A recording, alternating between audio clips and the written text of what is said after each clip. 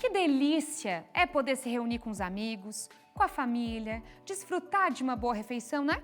Mas agora, imagina se isso, de uma hora para outra, deixasse de ser prazeroso e passasse a causar preocupação com cada ingrediente. Esse é o começo da trajetória de muita gente que descobre uma condição específica de saúde. E olha que não são poucos, viu? Vocês vão acompanhar agora na reportagem de Sofia Gonzalez. Já imaginou não poder mais comer um biscoitinho na hora do café, um belo pão francês ou todas as delícias disponíveis em padarias?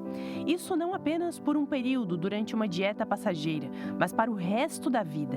Alimentos simples que fazem parte da rotina do brasileiro, mas que se tornaram veneno para alguns. Pensamentos como esse passaram pela Mara, Carline, Nelson, Luísa e mais outras tantas pessoas. Tudo isso por causa de uma pequena substância milenar, o glúten.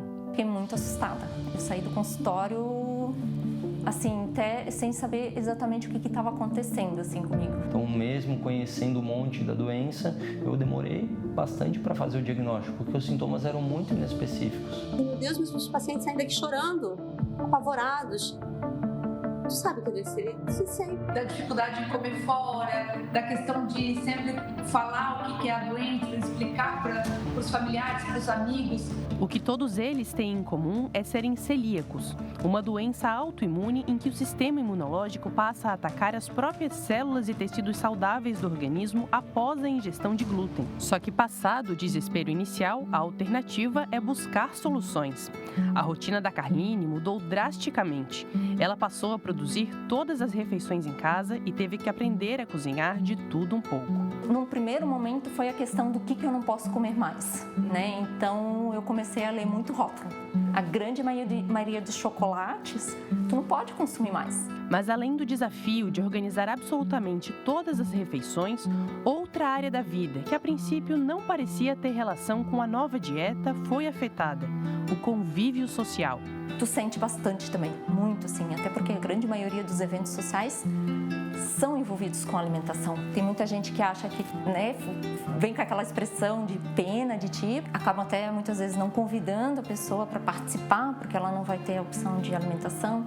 Outras pessoas já não, elas demonstram muita boa vontade para querer te incluir naquele evento. O processo da Mara foi parecido, já que a cozinha também passou a ser o ambiente mais frequentado por ela. Logo após o diagnóstico, há mais de 15 anos e com pouquíssimas informações, ela ficou preocupada sobre como poderia comer um alimento que fazia parte da vida dela. Eu não sabia fazer pão, nem com trigo, muito menos sem. Então, fui fazer alguns cursinhos fora, mesmo usando máscara, usando luva, proteção e tal, e fui tentando adaptar. No começo, a gente podia construir uma casa, uma fundação de uma casa com pão. Mas depois eu fui melhorando, aos pouquinhos eu fui melhorando.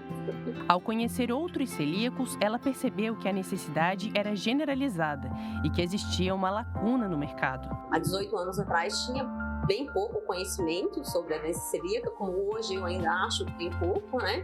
E alimento, então, era raríssimo. Fui pesquisando receitas, desenvolvendo, mas foi justamente pela escassez de mercado. Aos poucos, as encomendas foram chegando e, juntamente ao marido, há 10 anos resolveram oficialmente montar um negócio e transformar a necessidade em sustento e oportunidade. 95% dos clientes são celíacos e outros 5% fazem a dieta por uma questão alimentar, de saúde ou por opção, né?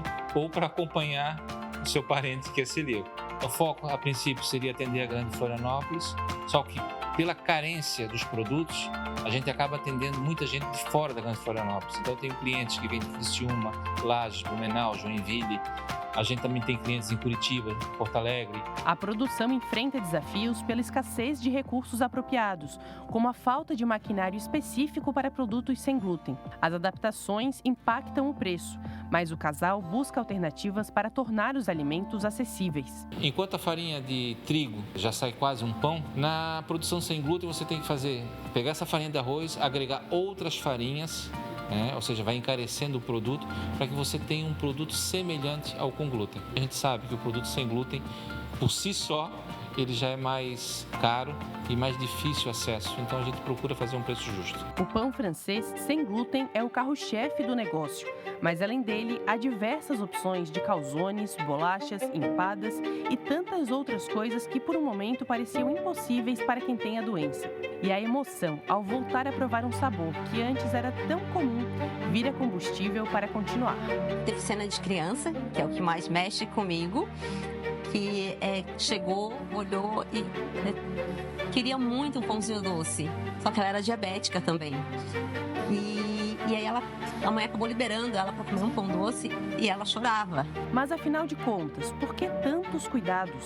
Por que um produto fabricado com ingredientes sem glúten já não é o suficiente? A resposta para essas perguntas você confere na segunda parte desta reportagem amanhã. Muito show! A gente vai trazer a segunda parte dessa reportagem amanhã, na sexta-feira, fica o convite para vocês. E olha só, o interessante dessa reportagem é que a Sofia Gonzalez, repórter, descobriu que é celíaca há pouco tempo, né? E entrou nesse mundo numa pesquisa, numa apuração, num contato com as pessoas dessa comunidade que tem essa condição, que procuram um estilo de vida diferenciado para poder viver bem, para poder viver feliz com alimentação, que vocês precisam conferir. Então, segunda parte desta reportagem, amanhã no Tá Na Hora Santa Catarina, sexta-feira, viu?